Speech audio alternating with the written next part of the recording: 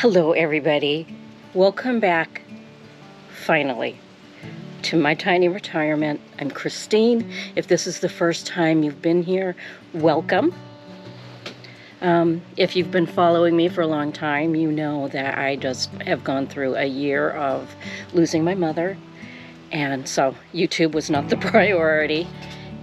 And so the first thing I want to do is thank all of you for the well wishes, the encouragement, the love, the cards, just the outpouring of support meant so much to me during a time that was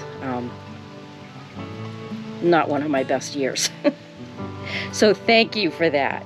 I am filming again today. I thought I would pick up the camera. I finally felt like I was in a place that I could record something positive. We just had the most beautiful rain, soft rain come through here. I thought I would just pick up the camera and show you guys walk around the tiny house yard and just show you what's been going on. So come on with me. Come on with me and I'll show you what little I've been up to and what kind of took care of itself. Faced with our potential mortality in our late 50s and the knowledge that life is short, we had limited good years remaining in this life journey of ours. It was clear a life change needed to happen or our time was going to run out. We'd worked hard our entire lives, raised a blended family, and raced on the hamster wheel like pros, all with the promise of more of the same until we left this earth.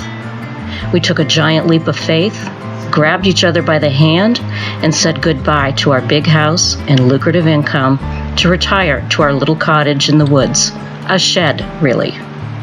We're turning our 336 square foot, one-bedroom cottage into the tiny house of our dreams and a life worth living. I'm Christine. This is my husband, Mitch.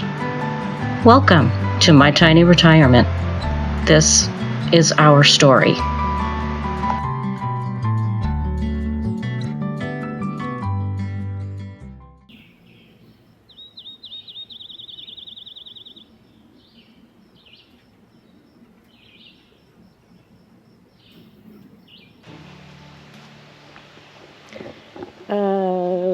As you can see, everything is in desperate need of weeding.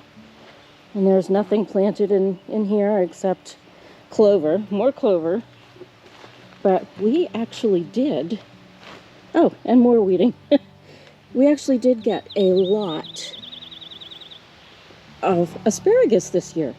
Oh, look, and here's one right here.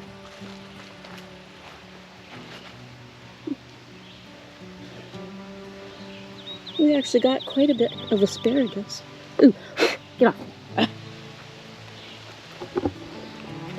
We actually got enough asparagus to have a dinner.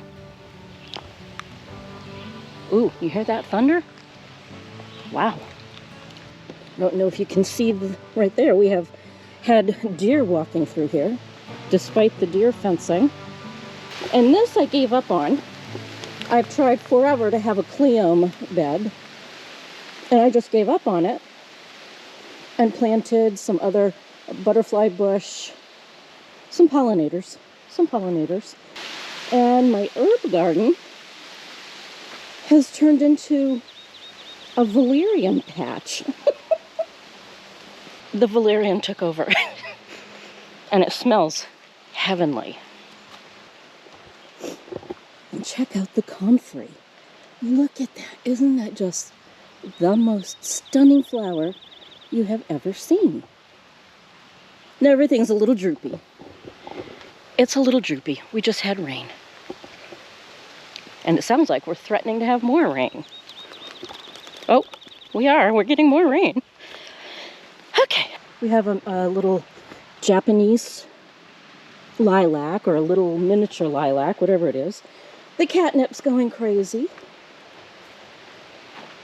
And my oregano loves cohabitating with the clover. Oh, and apparently some kind of a tree.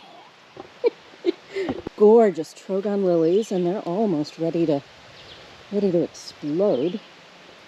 And the garden has turned into a clover field. As you can see, it has just turned into a clover field. Some volunteer onions. The garden, our pollinator garden, really just kind of took care of itself. And it just looks really good. Let me show you.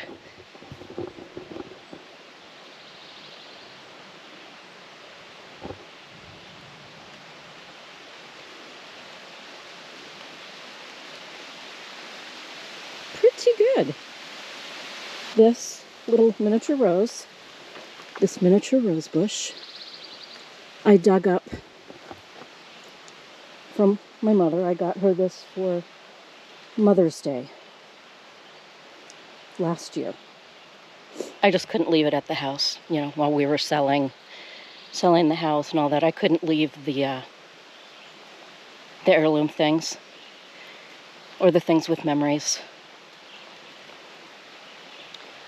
So I didn't. I dug them up.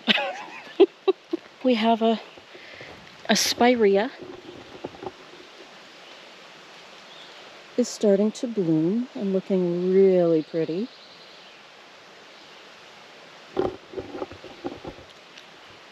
I'm not sure what kind of a spirea. It's white. I think it's a bridal wreath. Is that even a name? This right here is, oh, and it's got ants on it. Oh, good. That's a wonderful thing for a peony. Peony, as my granny would call it. That peony was given to my grandmother by her mother-in-law, my great-grandmother. And I have, over the years, been digging it up and dividing it and giving pieces of it to the cousins, who are oh so grateful. You can see it's all, it's just been, you know, one of those years, one of those springs. We didn't really clean up last fall. There just was no need. It wasn't in us. And I do have some Brussels sprouts. I did manage to start a few things inside. I've got some cucumbers. Not much to visit in the garden this year. Some cucumbers. I did pull up out of this bed, out of this clover patch, I did manage to find a really giant parsnip, a couple of them. So we pulled those up and we had those for dinner one night. A little bit woody, but that's okay. It was delicious. Oh, it's not dill. It's a parsnip that's flowering. Oh, well there. So even a neglected garden will still leave some surprises. Check out my peacock. It's solar powered, and the wind does that. That was a you need something to make you feel better gift from Mitch.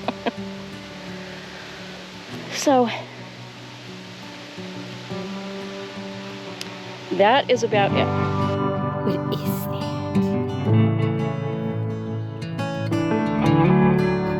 Is that your plant pot? Are you a good helper? You're very good.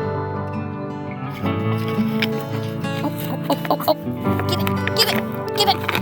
Oh, my good Lord.